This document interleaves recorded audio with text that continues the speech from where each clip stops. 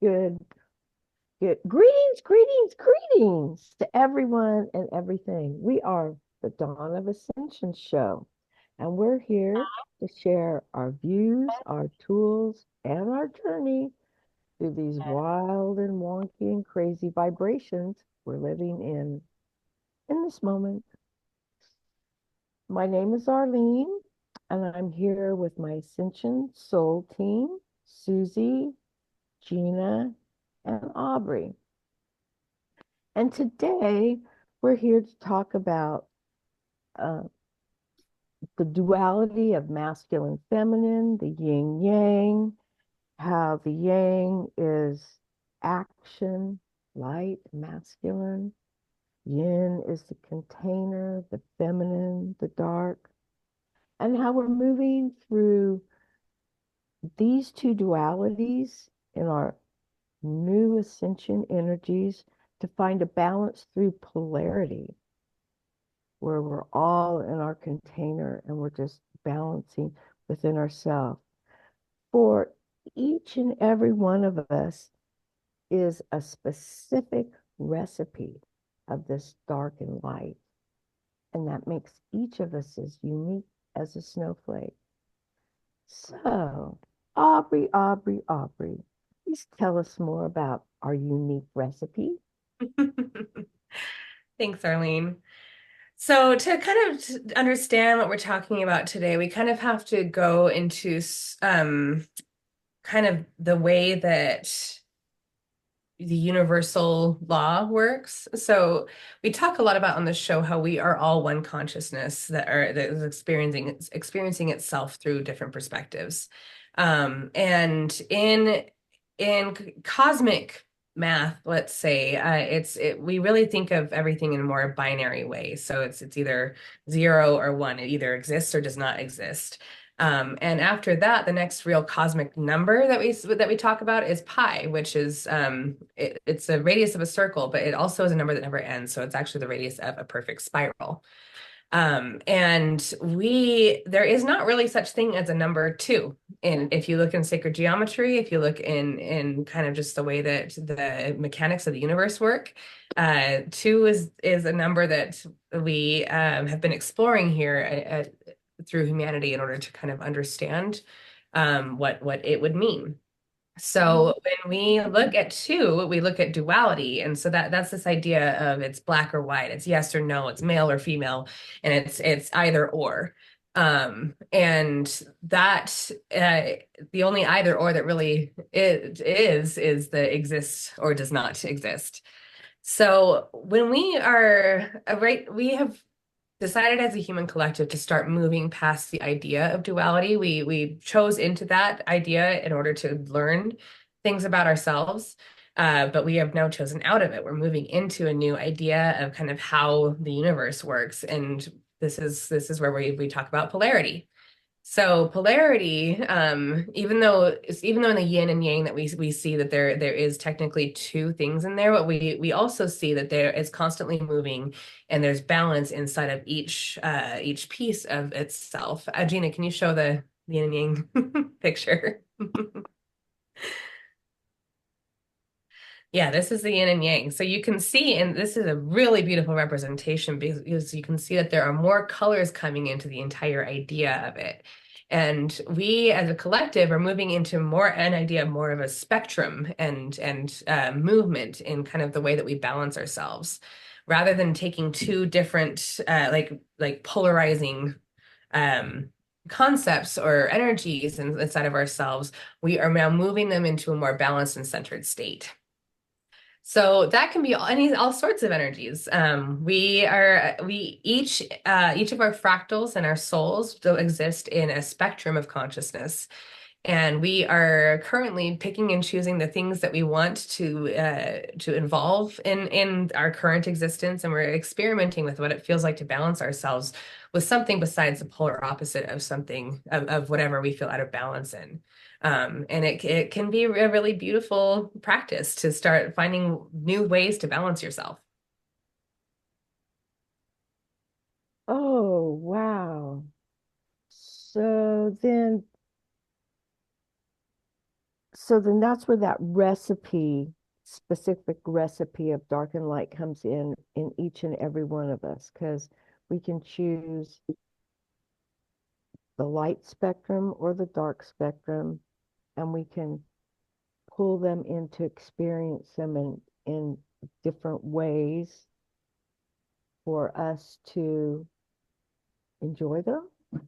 Exactly. Exactly. You can choose into your light feminine or your dark feminine. You can choose into like that. There's also a very beautiful feeling of androgyny when you kind of mix those energies and feel balanced in both of them, and you find new things about yourself. And even like not talking about masculine feminine at all, like just for example, your creativity, like what types of things are you balancing yourself with yourself in your life? Are you being practical or are you being creative? Are you being both? And what kind of spectrum are you involving in your everyday existence? Oh, I did not understand up until this point that the feminine itself had a light and a dark, and the masculine had a light and a dark. So there was a spectrum of that within each one. And then, so you adjust those, and then you adjust them as a whole in their entire polarity. Hmm. Hmm. For Yeah. what purpose that you want to be in this incarnation. Whoa, pretty cool, pretty cool. And that picture that Gina supplied with us today was a very, very, very powerful um, yin yang energy. She just wants to share it because just by enjoying the energies from this can really answer a lot of questions for us if we just look at that. Mhm.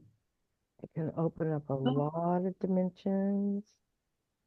and this includes the the land and the water energies and the air and I lost it. What else would be fire? Thank you. Wait a minute, there's a fourth. And the air and the fourth, and it is the duality, but it's all forming a whole.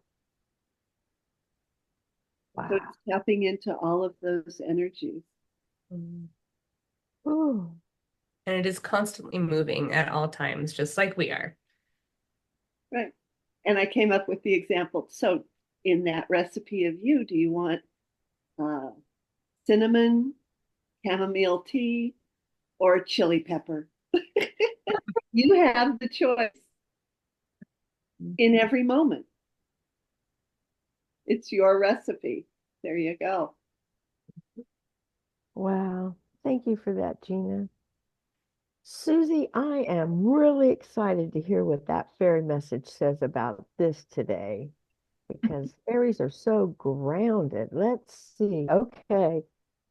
Thank you so much, Arlene. Our fairy message today is Dream Thief, refusal of the call. And look at all the spectrum of colors in this card. Wow.